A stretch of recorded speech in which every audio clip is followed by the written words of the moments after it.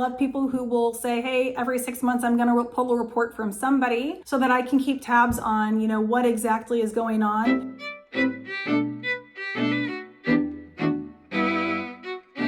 Hi everyone, this is Tina with Picture It Personal Finance, where I help small business owners, solopreneurs, and coaches get their money life in order so that they can get off of a chaotic money management lifestyle and apply some really simple systems to give them financial well-being. Today, I want to talk about credit scores.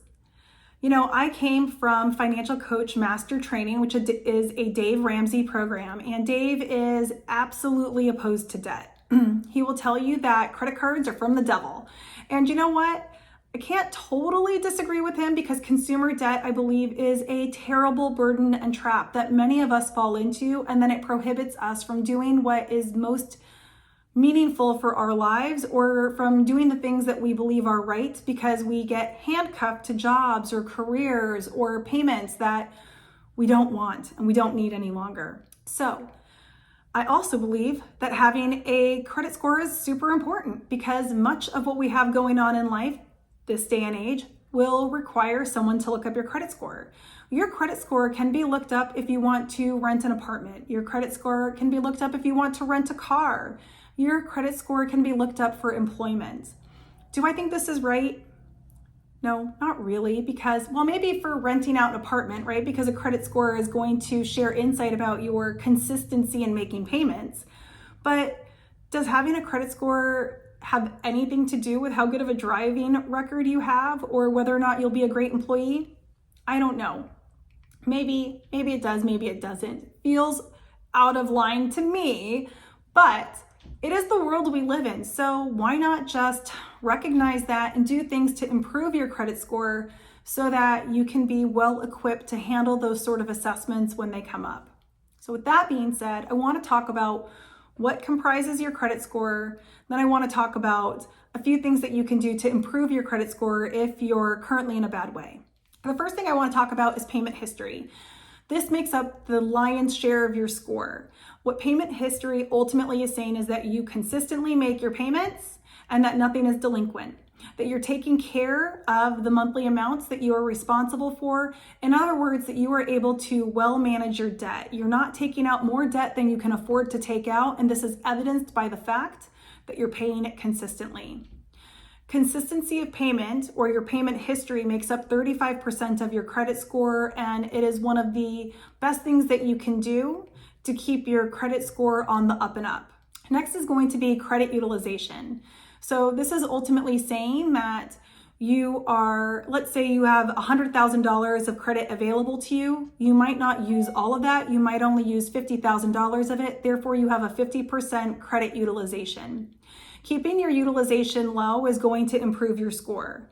When you start to max out your credit cards and use up all of the credit that's available to you, the financial institutions that are looking to make a decision about you will suspect that you don't have great debt management underway because you're overextending yourself. It'll be perceived that you were given the amount of credit that you're capable of handling.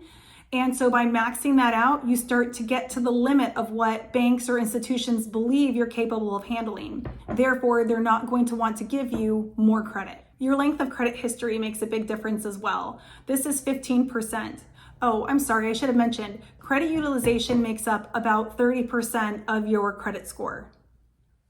Now, 15% of your credit score is made up by the length of your credit history. So this is where they want to know how long have your accounts been open. So frequently what I'll end up telling clients is that if you've just closed an account that you've had for a long time, like let's say you've paid off a mortgage, you will see a hit to your credit score.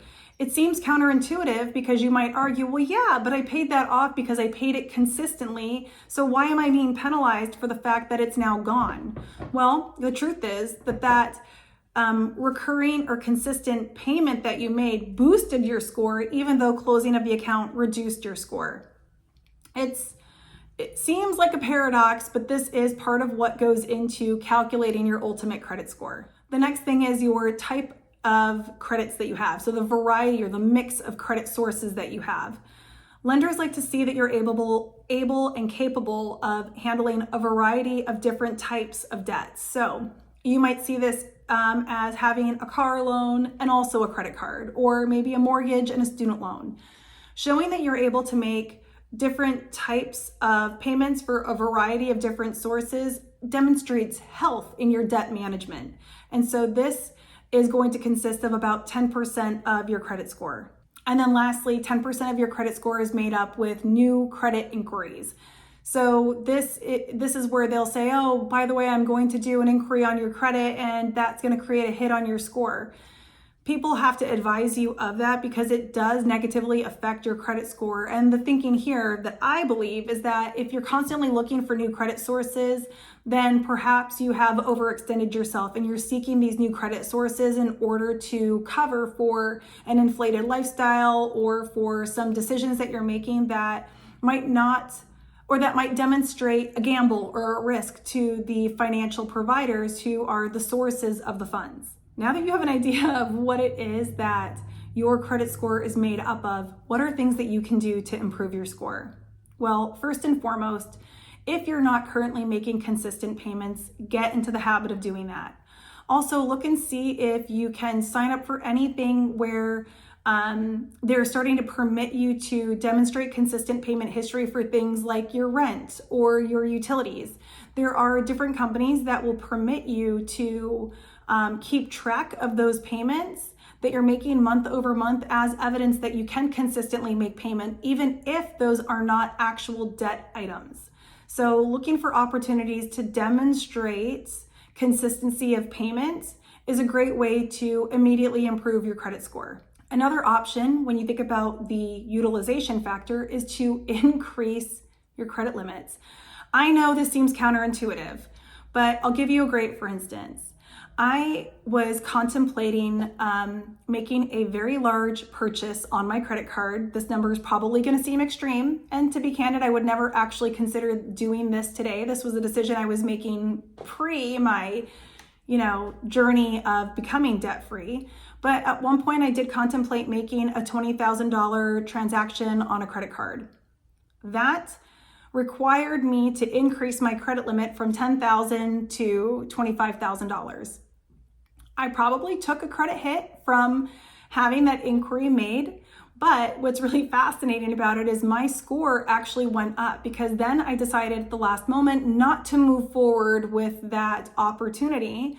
And when I didn't move forward with that opportunity, I was left in a situation where my credit utilization was much lower because I had over doubled the credit limit on an individual card. So for those of you who are looking for a quick opportunity to improve your credit score, asking for credit limit increases can help you. I will say though, have discernment. Know whether or not you'll use that debt. If you think that you do not have the ability to not use your credit card, then absolutely don't ask for the credit limit to be doubled. And also recognize that you might not get approved. So be very careful about pursuing this particular path. But if you have good payment history and let's say you're looking to immediately improve your credit score because you want to start a job hunt, or you are looking to purchase a home, this might be a path for you to go ahead and do that, but be smart about it. Do it now for decisions that you know are going to be 5, 6, 7 months down the road, because you don't want those additional credit lines open right before seeking a mortgage or right before getting a job. Because again, that introduction of new credit is going to first hurt your credit score and then improve it once they're approved. Which brings me to my next point. Don't be going around getting a credit check done for every department store that offers it to you, okay? If a department store says, hey, you can save 15% by opening up this credit card, just say no. Do you really need the 15%? Probably not. So be very conscientious about the inquiries that you are permitting on your credit score. Don't let every opportunity where someone suggests a department store, that's the one that always comes up for me. That's why I'm harping on that one in particular. But just say no to those things. They don't serve you in the long run. And especially if you don't have the disposition to say no to instant gratification moments. As a matter of fact, I tell my clients all the time, and this is my next one, is pay off revolving debt. But as you pay it off, don't close the accounts out. Let the account stay open, unless you are really bad about leaving it paid off. It is great to leave accounts open for a long period of time and have that long history of account, only if you know that you won't be tempted to use that account. So honestly, what many of my accounts or clients have done is they will pay off a credit card and then they will put it in a safe in the house. They don't have it on them. They know it's there in case of emergency or in case for whatever reason they want to be able to use it. But it is not something that they keep on them because they know that they can sometimes be really tempted by an amazing sale. As a matter of fact, I have a friend who says this, and I think I've mentioned it before on this channel. She will go shopping and she will buy a bunch of things, and then she'll say to her husband, before I tell you what I spent, let me tell you what I saved, because she buys things on discount. Now, while that is super amusing to me, I also recognize that this can be a trap for a lot of people. So if you're that kind of person, then just take the card out of your wallet or close the account out. It's not that terrible of a thing. Just do it if you need to. Know what's best for your longer term financial well-being. And then my last point is pull your credit reports and look for stuff that shouldn't be there. Identity theft happens all the time. It's so pervasive. I recently had to have a bank debit card closed because 3 random transactions from Amazon came on there, and it was for a business account that has no Amazon account. So I knew they were fraudulent right off the bat. I immediately went and got that card closed down. Many people have accounts open that they've even forgotten they've opened. I have worked with clients who will pull their credit report for the first time in a decade and be like, I didn't even know these are out here. Then they have to go to work closing out the accounts that are not theirs, closing the accounts that they're authorized users on for boyfriends they had 10 years ago, finding inaccuracies, things that were reported as delinquent that they believe were paid off, and then going and finding the evidence that they paid it off and getting those inaccuracies corrected. Improving the inaccuracies or removing the inaccuracies from your report can be of great benefit to you. So absolutely be pulling your annual credit report, which brings me to my last point for the video, which is who can you get those reports from? I'm sure you guys have heard of Credit Karma. They have one that you can do, and I think they can check your credit regularly as part of a paid subscription with identity theft protection.